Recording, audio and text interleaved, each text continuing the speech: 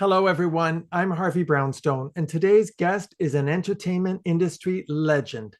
He started out as a cinematographer and editor for ABC News, then became a TV programmer and movie host, then became a program director, and has gone on to hold senior executive positions at Pax TV Network, Orion, Hal Roach Studios, Filmways, and as a senior producer and creative consultant for Columbia TriStar, Lionsgate, MGM-UA, Get TV, and Stars Encore Media. He's overseen the production and development of dozens of primetime TV series, including Young Blades, Hercules, Midnight Run, Dragon, Bad Sci-Fi, and he even created and produced The Laurel and Hardy Show for the Comedy Channel. His TV movie producing credits include Attack of the Killer Bee movies, The Adventures of William Tell, several Robin Hood movies, Secret of the Black Dragon, and the Emmy-nominated TV movie An Ozzie and Harriet Christmas. But his real passion is his love of Westerns.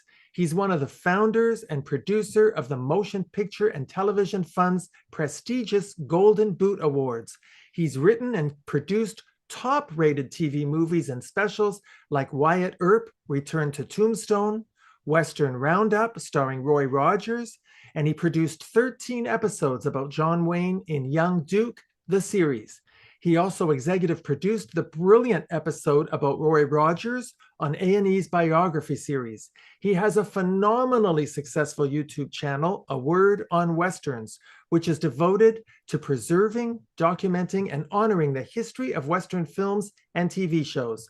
Since 2014, he's been broadcasting weekly shows featuring interviews with filmmakers and performers, most of which are conducted at the Autry Museum of the American West in Los Angeles.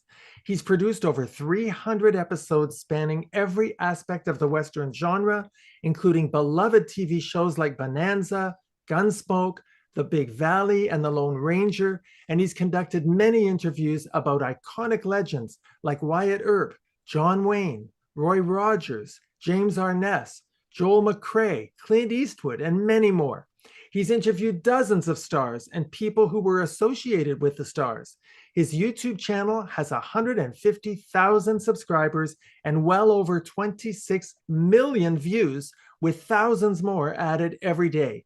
His thoroughly prepared and highly compelling interviews are widely considered to be the definitive source of information for researchers, historians, students, and fans of America's Western genre. And if that weren't enough, he's also produced and hosted numerous live events celebrating Westerns, featuring A-list celebrities, and he's been honored for his contributions to films with a Golden Boot Award, a plaque at the Lone Pine Film Festival, and he's a member of the Academy of Television Arts and Sciences, the Screen Actors Guild, and the Writers Guild of America. I'm delighted to welcome the incomparable Rob Word to our show. Rob, thank you so much for being here. Harvey, thank you. That is some amazing introduction you've given me. So can we leave now? How can we top that? That's amazing. Thank you. You'll see. You can top it. You know, Rob, you've had so many job titles and you've worked in so many different areas of the TV and movie industry. Is there one particular job that you felt you were most suited for? I've been very lucky, Harvey, and I've taken jobs that I felt that I could do or I wouldn't take them. And I've been lucky that watching television, which I did a lot of as a youngster, has paid off. And that's what I get to keep doing, is watching TV and movies and giving people my opinion or figuring out ways. And I think this is the trick, figuring out ways to take the older ones that the sales guys don't want to do anything with and repurposing them and creating new product from those classics. And even with A Word on Westerns that I'm doing now, which is a labor of love, to hear these stories and then to educate people who grew up loving them about the intricacies of the product, of the movies, it's really gratifying. And so maybe all of the things that you mentioned in that long preamble prepared me for what I'm doing right now, which is pushing out the love of the West and the Western genre. And nobody does it better, Rob. Well, thank you. That's kind because nobody else is doing it. Maybe that's it. But Well, if that's true, it's because you've cornered the market. You really have found an audience and a niche that loves what you do, and it keeps growing. That must be so gratifying. it is, and it's the brand, but the Westerns are our brand. We ended up calling it a word on Westerns instead of a word on entertainment. And I'll give you a reason why it makes sense. Walter Hill, one of the great film directors, talked about Broken Trail. He talked about The Long Riders, which is a fabulous film. And I also wanted him to talk about The Warriors because I love that movie. It's a cult classic. I want to, just before we get to a word on Westerns, ask you a little bit about some of the other shows you've been involved with. How did you come to bring the Laurel and Hardy show to the Comedy Channel? I had been head of marketing at Filmways Entertainment. We became Orion, and I got an offer to be senior vice president of production and marketing at a company called Hal Roach Studios that had been sort of a dormant company because it had gone into bankruptcy in the 60s when Hal Roach Sr.'s son, I guess, was overextended, as it were. But there were assets, the Laurel and Hardy shows and a lot of short subjects. And Hal Roach had been a giant in the comedy, entertainment, filmed business. And he was still alive. But the assets of the company had been purchased by a Canadian company. And they looked around and said, what can we purchase? What's out there so we can start again, essentially? And they looked at Hal Roach Studios and the assets, and a little thing called colorization had just begun. So they were told to ask me to come aboard and offered me this position. And I said, yeah, I love Laurel and Hardy. I had written and corresponded with Stan Laurel when I was in junior high school and high school. I had letters. And so I took this position, and it was exciting to me because I'm watching these films again, and they were wonderful. And hanging up in my office on the wall, I had this picture. Happy days, Rob. Good luck always. Your friend Stan Laurel. And everybody thought I had faked that. Well, no, it was really from Stan. We have you to thank for bringing Laurel and Hardy to a whole new generation of fans. Now, I want to ask you about the 3 Robin Hood movies: Robin Hood the movie, Robin Hood's Greatest Adventure, and Robin Hood Quest for the Crown. You produced those 3 movies. So of course I have to ask you, is Robin Hood one of your favorite screen characters? It is, in any alliteration that you have, whether it's Errol Flynn or Doug Fairbanks, or the one I grew up with on television was Richard Green, who shot straight with that Brill Cream commercial, at least in the United States. And those were really well produced. It was a huge hit internationally, produced by Sir Lou Grade, ITC in England. And then it was brought over here along with the Buccaneers. It starred Robert Shaw and other programs that ITC had done. Richard Green and the cast were just terrific British actors. What was interesting is the story was chronological. So the first episode of the Robin Hood was Robin Hood comes back from the Crusades and he sees Maid Marian. The next one, he's on the bridge with Friar Tuck. He meets Little John, and so there was a story. It was evolving. At that time, Kevin Costner was getting ready to produce the Robin Hood movie that he did with Morgan Freeman. And Fox was doing a pretty big budget TV movie starring Patrick Bergin. So I went to the president of ITC and I said, you know, I can take these episodes and weave them together and create a movie. And he says, I don't think you can do that. Well, I'd already been at Hal Roach Studios. We became Quintex, where we had the colorization process. So I knew these scripts were very good. The performances were terrific. I could take these, and because my background was an editor, and tell one story with it ended with King Richard coming back at the end. And those were so much fun to do. These were quite successful for the company.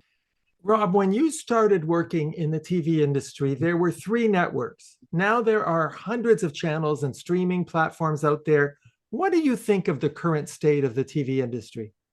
I think you need a big recording machine because there's so much stuff out there. You're going to fill up your hard drive with all the shows and all the programs that are there. Tell me about your love of Westerns. What made you fall in love with Western movies and TV shows? Well, Harvey, I'm probably much older than you. So when I was growing up in those 3 networks that you mentioned, they were mostly running Westerns. It was a boom time for Western TV in the 50s and theatrically too. That's when Bud Bedecker was doing those terrific Randolph Scott films, and big, strong, terrific Westerns were happening in the 50s. But on television, sometimes there would be 2 or 3 playing opposite each other on those 3 networks. So it was a tough choice, but that boom lasted about 10 years. But during that time, it was my formative years. I was growing up. I was collecting 8mm films at the same time, mostly Laurel and Hardy then, but the Westerns, and my dad liked Westerns too. And we would go as a family back then to movies, to the theater, because I remember before we had TV, I remember going to the theater to watch High Noon and Shane. And if we'd see a film like Bend of the River with Jimmy Stewart, and that Anthony Mann directed, another fabulous Western director, and it was shot up at Bend, Oregon, my dad would say, that looks like an interesting place. Let's go there. We pulled a 19-foot Airstream trailer with a 1949 Ford. And my dad was an adventurer anyway. One summer, as you know, we went to Monument Valley in 1955. And on the Navajo reservation, a guide said, they're shooting a John Wayne movie, to my dad. You want to go? And so we stayed in Monument Valley for a couple of days and watched them filming, get this, The Searchers, one of the greatest movies ever made. Not just great Westerns, but perhaps John Wayne's strongest performance too, and just a classic. And so I've got a picture of me, and John Wayne's got his batwing chaps on, his red bib shirt and suspenders. And my dad says, can I have my son taking a picture with you? And he goes, well, yeah, bring him on over. And he sticks out his hand, which was huge. And I put my little hand in it, and I'm wearing a Fess Parker Disney Davy Crockett t-shirt, and dude gets down on his knees and puts his arm around me and looks at my t-shirt and says, so you like Davy Crockett, huh? And I go, yeah. And I'm thinking, he's talking about Fess Parker. I love that. He's thinking about making his movie, The Alamo, that had been a dream project for years, and he hadn't quite done it yet. But that was a thrill. Certainly a thrill for me. Everybody's so jealous of that photo too. Yeah, we've shown that photo on the screen while you're talking about it, so everybody gets to see it. Of course, I have to ask you, Rob, do you have a favorite Western movie? That's a tough question, and I obviously get asked that often, but it's a toss-up between several. Of course, The Searchers is right up there, and I bounce back and forth between The Searchers and The Wild Bunch. The Wild Bunch really is the Bible for great Westerns, and it's so deep and layered with meaning, and it's revolutionary at the time. Whereas The Searchers, when it came out, it didn't get the respect that it has now.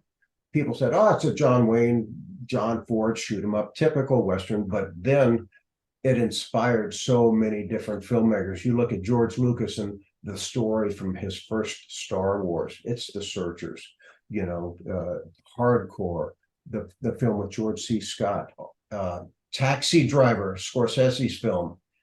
There are scenes in that relate to The Searchers in a way that's interesting, because in The Searchers, there's never that scene, and this is a dialogue that Spielberg and Scorsese and Lucas would have all the time.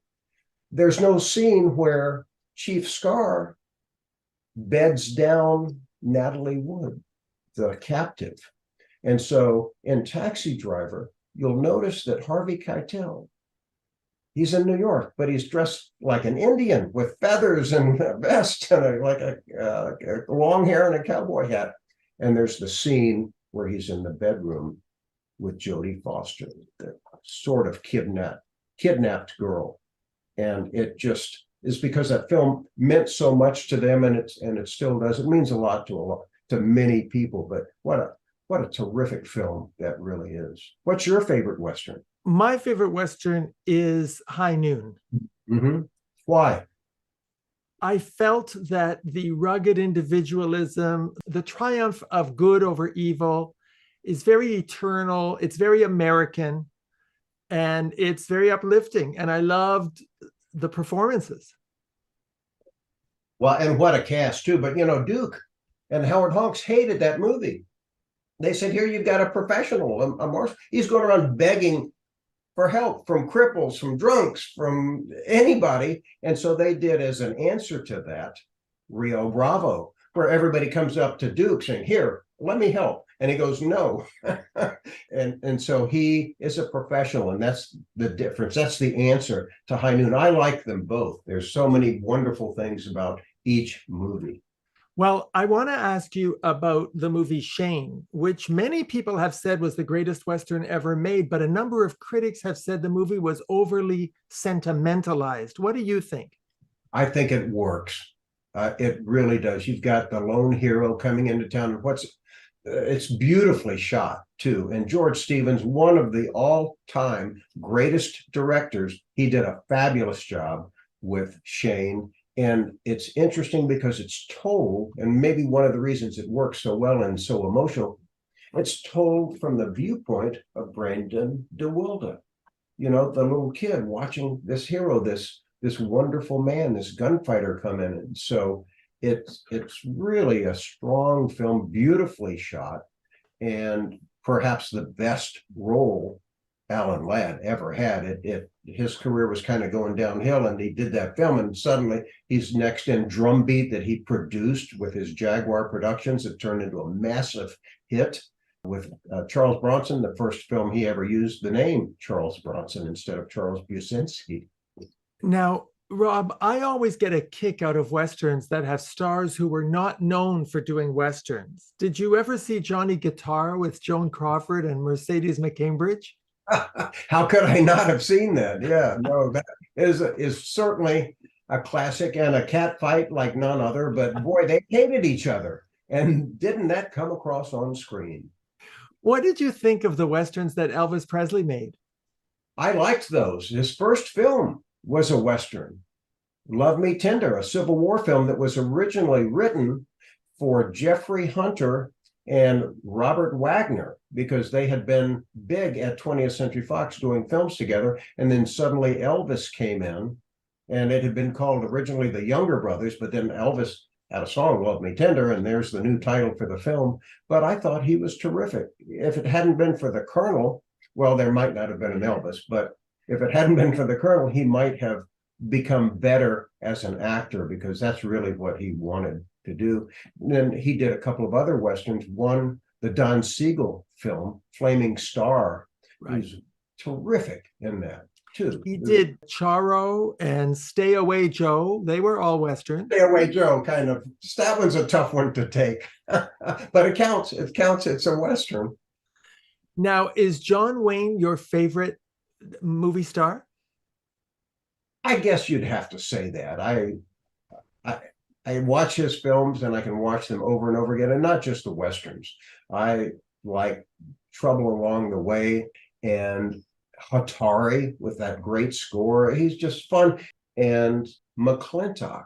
It's slapstick, and it's funny, and it's John Wayne at his finest, I think. Well, finest comedy. He's so likable in that, and lots of good stuff in that movie. What about True Grit? You must love that. Well, I like both versions. I had read the book. The book is a Charles Portis book. You laugh out loud. The book is marvelous. The lilt and the dialogue that you see in both versions of the film, you might think that's a little stilted, but it's perfect. One of them is a John Wayne movie. And so it's about Kim Darby's marvelous in that. She's a little too old, but Glenn Campbell, not quite to that level. Duvall is fabulous, beautifully shot, Henry Hathaway. But when the Coen brothers did it, they went back to the source. And some of the same scenes, the dialogue, it may seem stilted, but it's lovely. It's poetry. And it's about the girl. Jeff Bridges is terrific. Matt Damon, it's all wonderful. And it's fun, but it's a Coen brothers movie. So both are good. Now, I asked you about your favorite movie. What about your favorite Western TV show? It's got to be Gunsmoke.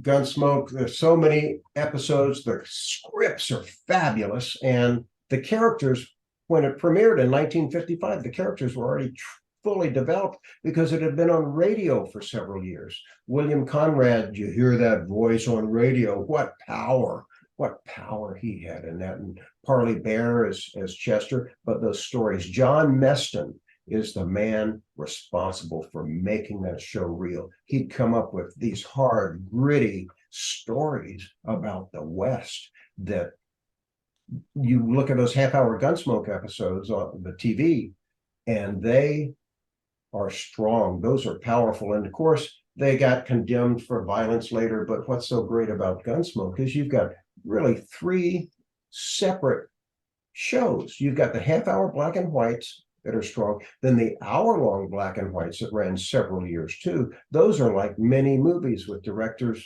like Mark Rydell doing several of those episodes, and Robert Totten, fabulous directors, and scores by Jerry Goldsmith or Bernard Herrmann. These are like movies. And then you have the color episodes when John Mantley took over, and the stories became a little softer, but it was more about the guest stars. And that's why I think the show was able to keep going for another 10 or 12 years in color, because the characters were so strong. And you had wonderful guest stars always. John Boyd, Betty Davis, Bruce Dern did multiple episodes, and he is so watchable always.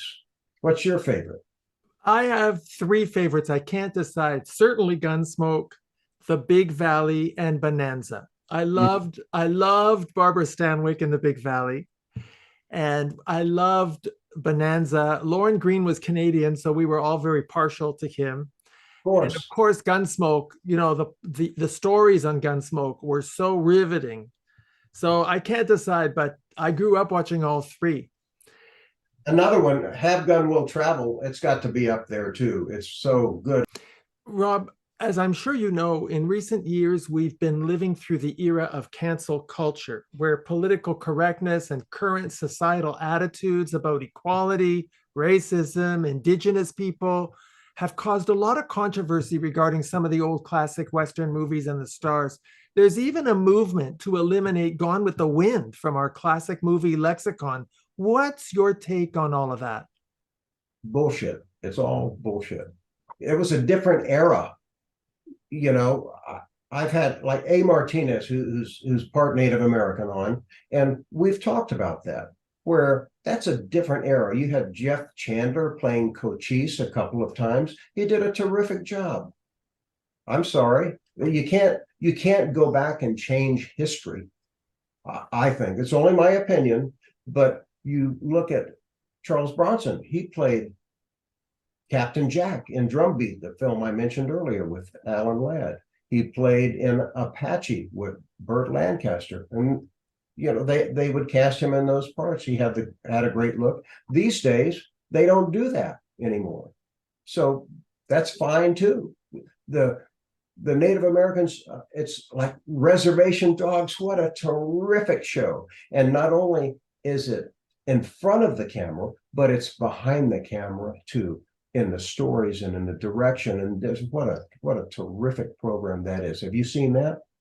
No, I haven't seen it, but I'm with you on this issue. It seems to me that we can learn from history, but to try to erase history is just wrong.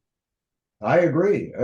These were classic movies. They were of a time, and I've seen stuff at the beginning of films now, this is, from a fine movie, that this was made in a different time, so don't take offense. Well, okay, don't take offense, but it is a classic movie, and appreciate it for what it was and enjoy the performances. And The Searchers, Henry Brandon, Jewish.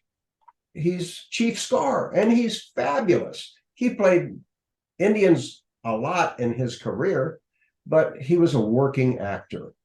And these days, you've got fabulous people. I mean, Will Sampson is gone, Chief Dan George is gone, but Chief Dan George in Clint's movie Outlaw Josie Wales, I think Clint's best film. In fact, there's a painting I did behind me right there. Outlaw director Clint. A great movie, but Chief Dan George steals the movie. He's just hysterical. Wonderful movie. Everything about that film works. Do you like the way that Western movies and TV shows have evolved over the years? I mean, when you look at something like Yellowstone, are you happy with what's happened to the evolution?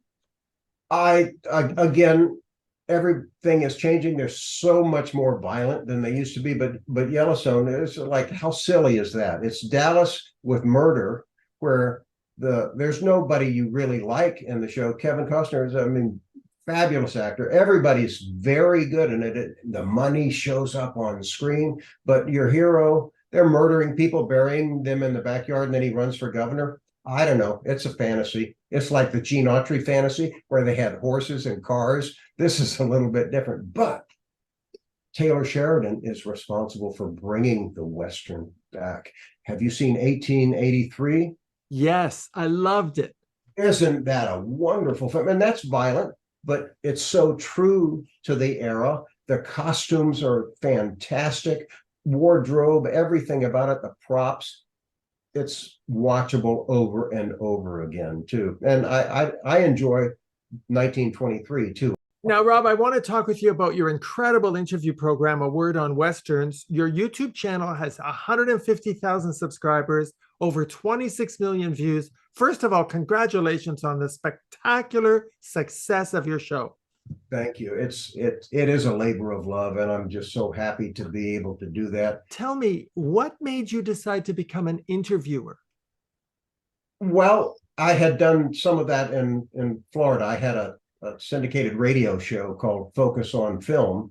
A radio station had come to me to ask if I wanted to do a show, because I was hosting movies at the time while still being a news producer and cameraman. And I said, sure. So when I came out to LA, I just was getting job offers out of luck that were different. And if it sounded fun and there was money in it that could pay my bills, I would say yes. Who are the interviewers that you've admired over the years?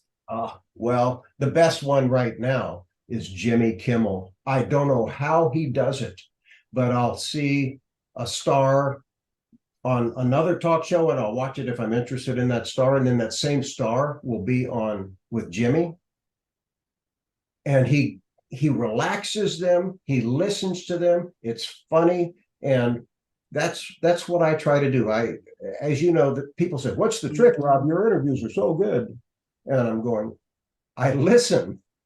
That's the trick, is you listen, and then I'm prepared, just like you're prepared, because then you're able to direct the conversation in a way and get surprises too, because then the people I interview, they go, wow, this is the most fun interview I've ever had, you know? Now, you've done over 300 interviews. They're all really fascinating. I'm just wondering if there are any episodes of your show that particularly stand out in your memory as a favorite. You know, the next one is going to be my favorite because they're all a challenge. They're all different, and they're fun. I try to make them fun.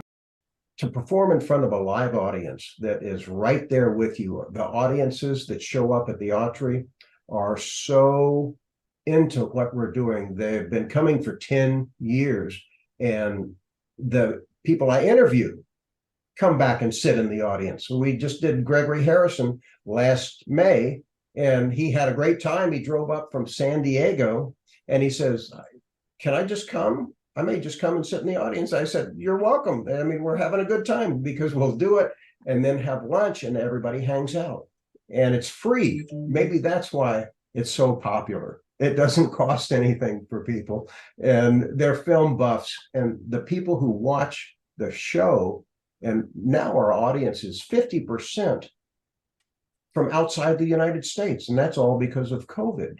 The comments, and I probably spend at least 30 minutes every day responding and reading them, because you don't want some snarky comments coming in. The people are smart. They give us information. There's film buffs watching, and they're sharing their knowledge with the rest of our viewers. And so it's a wonderful community of fans out there who love movies, and particularly Westerns. Well, and like I said, nobody does it better than you. Your show is tremendous, and I've learned so much from watching you. Now, if you don't mind, can I mention a few classic movies and ask you what comes to mind when you hear these titles? Oh, a test. I didn't know there was going to be a test, Harvey, but go ahead. Go ahead. There's no test, because I just want to know what comes to your mind when you hear these titles. I'm going to start with Blazing Saddles. I love it. I love it. What comes to mind is Slim Pickens coming out of that tent saying, "You've had enough beans, boys." And I've had Burton Gilliam on, who was fabulous. And I don't know if you've seen that episode, but he talks about how Mel Brooks was begging him to take that part. And he was a fireman in Texas. He was a great guest. Everybody's been a great guest, because you're hearing these little stories that nobody else is sharing. And I love that kind of stuff. But I love that movie. So that's what I remember. And there's so much to that film. Gene Wilder was magic, and I could go on and on, All right, I'm going to give you the next one. Cowboys and Aliens. I kind of liked it more than I thought, but some of it was just too stupid. But I wish it had done better business. Okay, how about Billy the Kid versus Dracula? Well, what can I say? I met John Carradine. Bobby Carradine's a close friend. It's a fun movie. What's not to like, right? Well, there's another movie I want to mention. It's from 1975. It's one of my favorites, Rancho Deluxe, starring Jeff Bridges and Sam Waterston. It's a sweet little film that shows the West as a safe place. Did you like it? I not only liked it, I loved it. I audio recorded it on a cassette player, and the Jimmy Buffett music, and this is before anybody knew who Jimmy Buffett was, in Livingston, Montana, they shot it. I stayed on a ranch for a few weeks in Livingston, Montana, because I loved it so much. But I use music, Jimmy Buffett's music, along with Ennio Morricone, for my wedding. I got married outside in Florida, and used some of that music. I love that movie, and Slim was fabulous in it too. And wow. Harry Dean Stanton, that's a terrific movie. I'm glad you like that too, because that's a movie nobody talks about, and they should discover Rancho Deluxe. Everybody out there, Rancho Deluxe is the movie. You mentioned the remake of True Grit. You've mentioned the Kevin Costner version of Robin Hood. What about the 2013 remake of The Lone Ranger starring Johnny Depp? Me too. My comment. Okay, we're on the same page. What about, are you a fan of spaghetti westerns? I am. I think I like to read about them more than watch them, but the Leone ones and the Corbucci's, Solimas, those are all watchable and terrific. And if it's got a score by Ennio Morricone, you can't help but be excited by watching it visually. But they're like, let's make a Western. We don't know what we're doing, but let's make a Western and play cowboys, is the sense that I get. But Leone's are classics and superb. What a wonderful filmmaker he is, or was. Now, I have to tell you, Rob, as a gay man, my favorite Western movie in recent years was Brokeback Mountain. Did you see that movie? I did, and I liked it. I thought it was very good, and everybody complaining about it.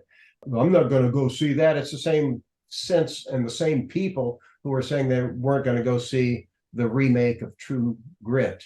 Right. And there's a lot of wonderful stuff, and it is a Western. And people who say it's not, forget it. I read the short story too. Yeah, I'm really glad to hear you say that because I know you're a macho man's man and that's the audience you attract. But there is something very touching about that movie, and the era that it portrays. That is a part of history, even if people don't want to acknowledge it. And I find your response very refreshing. So I thank you for that. Well, it's a terrific movie, and the performances are good. I think Jake Gyllenhaal is one of the finest actors working today. And of course, Heath Ledger, tragically, in he's gone way too soon. But I liked him in The Patriot too. Have you seen that? Mel Yes. Gibson. Oh, I thought Heath Ledger was brilliant. Yeah, that's a great movie too. So, Rob, you've accomplished so much in your life and in your career. What's the career achievement that you're the most proud of? I guess having a fine young son and being happily married and having a lot of friends. I No, wait a minute. The question was, what's the career achievement? That is a career. You don't think marriage is a career? No, You know, you don't think raising a child is a career? it is It's a full-time job. how you manage your time. I was offered, I was head of programming and scheduling at the PAX network. And so we had a series called Young Blades that was the Three Musketeers, the sons of the Three Musketeers, shot up in Vancouver. And it was fun, really terrific. Well, when NBC bought PAX, the network, we all got let go, and the company in Vancouver offered me a job to come up and be executive vice president for Insight Films. And I said no, because I'm not going to move. I have a 5-year-old son, and I don't want to be missing. It's my only one in a second marriage. And so it was the right decision to say no. But somehow I got lucky again. Lucky Rob, they call me. And we worked out a deal where I would fly up, and it's the same time zone. I've shot stuff in Toronto, and you lose a day going back. We did TNT with Nelvana back there, and for 3 years, and you lose a day. So Vancouver, it's the same time zone. You just fly up, you're there in 2 hours. You can leave at 7, be at a meeting at 10. So I said yes, because we worked out a deal where I would fly up Tuesday morning and return on Thursday evening. It worked out great. And then work here on Monday and Friday. And only once, I think, in 3 or 4 years did I have to work through the weekend, because we were so organized, and Kirk Shaw was a terrific leader in terms of giving people, well, not much money to work from, but giving them freedom. And we got crews because we said, we're not going to be able to pay you what you get on these big features that are coming into Vancouver to shoot, but we will give you steady employment. You won't go home late. You'll be home every weekend with your family. And so people made that decision. And that was sort of the decision that I made. And I was able to go up there, and boy, we were making 35 movies a year. We did 2 a month for the Lifetime Network and 1 a month for the Sci-Fi Channel, the creature features. And it was exciting. We had multiple edit bays going on all the time because there was just an overflow. We were just continuing to work. And it was very exciting and a lot of fun. But it was also fun to see my fine young son grow up. I love that you have your priorities screwed on right. And I want to tell you, I've so enjoyed meeting you and giving your fans a chance to get to know the person behind the interviewer. How did it feel to have the tables turned on you where you're the one getting the questions? I don't like it, okay? So everybody always says, let's have somebody interview you. And I'm going, no, that's the reverse. But if it helps bring new viewers to the show, and if all of you out there who don't know about A Word on Westerns, just go to YouTube and type in A Word On. That's all you need to do. It pops up. And there are hundreds of interviews. And if you like it, leave a comment, because I'll read it, and share it with your friends, because that's how we get the Western genre to continue its growth that it's going through right now. In January of each year, I do a memorial for the people that we've lost, like the Oscars do, but I spend a little bit more time than they do, obviously. And of the 25 Western stars who died in 2022, 10 of them have been guests on the show. So aren't we blessed that they were able to come and share their stories? And you've preserved those stories for eternity. What you're doing to maintain the legacy and honor the memories of our favorite Western movies and TV shows, and of course, all those great stars and stuntmen and crew is monumental. Thank you so much for doing that. Thank you so much for your show. Thank you so much for taking the time to appear on our show. Well, thank you, Harvey, and good luck with yours. Yours is growing too in leaps and bounds, isn't it? Yeah, we're very, very happy. Thank you again for taking the time to speak with me today, Rob. Thank you and good luck, and let's help keep the Western genre alive. Amen. Our guest has been writer, producer, and interviewer extraordinaire, Rob Word. You can watch all of his wonderfully informative and entertaining interviews on his YouTube channel entitled A Word on Westerns. And while you're at it, don't forget to subscribe to his channel. You can also follow him on Facebook on his page entitled A Word on Westerns and on Instagram at Rob Word TV. My name is Harvey Brownstone. Thank you to my producer, Steve Silver, my director of programming, Deborah Batsifin, my PR director, Laurie Towers, and my entire team at the XBTV1 network in the UK. Thank you all for joining us. See you next time. Thanks for watching. Be sure to check out all the great interviews on the Harvey Brownstone Interviews YouTube channel. Don't forget to subscribe and ring the bell to be notified when new videos are posted.